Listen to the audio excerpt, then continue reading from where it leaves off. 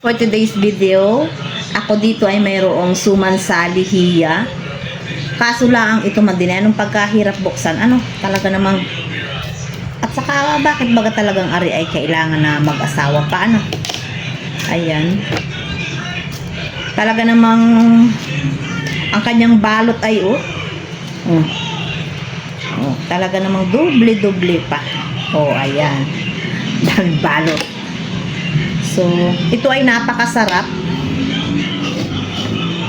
Ayan, sarap. Lalo na kung yung sausawan mo ay yung coco jam at meron ako dito. Ito. Dati yan ay tig 50 lamang. Ngayon ay tig 60 na. Saglit lang. Magabidyo lang ako na rin. Hindi ko man na rin talaga aubusin. Hati tayo din Pang video lang ari. Kunwari lang ay ako ay magkakain. Bigyan kita na rin mamaya. Ano ka na? Madami man ari, 4 ari ay. Ari nga tira lang ni na Ate Man din. At ari nga ni ay hindi ko pinadala sa kanila at kako nga ni ako ay hindi pa nakapag-video na rin. Hindi pa ako nakapag-picture, hindi ko man lang nga ni ari na picture noong binili ko ari ay naubos na ari na nga lang natira. Kaya ako ay mag-video na. Oo, iyo ari mamaya. Abili ko sa iyo. Kunwari lang ako'y makain na. Ayan. So, ito ay masarap talaga siya kapag tapos meron din siyang kasamang ganito. Latik. So, mas maganda, mas masarap kung nakabukas na lahat at ating aanhin na ng pagkain. Para isang anuhan na lang pagkain. Kasi yung balat niya ay lagkit-lagkit. Ay bago pagkadami pang ng pagbalat.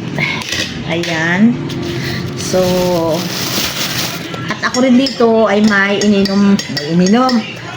tinimpla ng kape.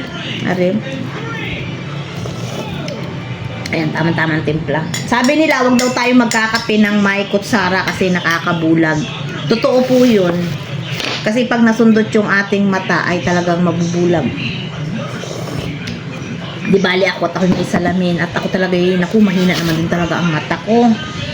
At talaga namang kapag ay hindi na makakita. Ayan, halagyan natin ng palaman. Dami. Wow! Sarap ng ating palaman na coco jam. Hintay! Madali na edit ko na lang. Daming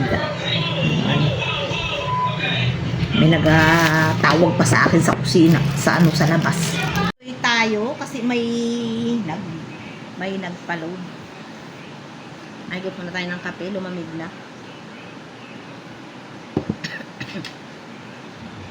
At ito na yung ating suman. Masubo lang isa. Ayan.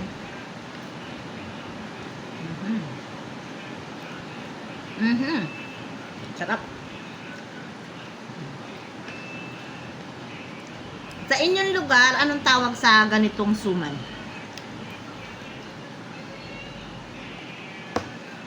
Suma mag-asawa.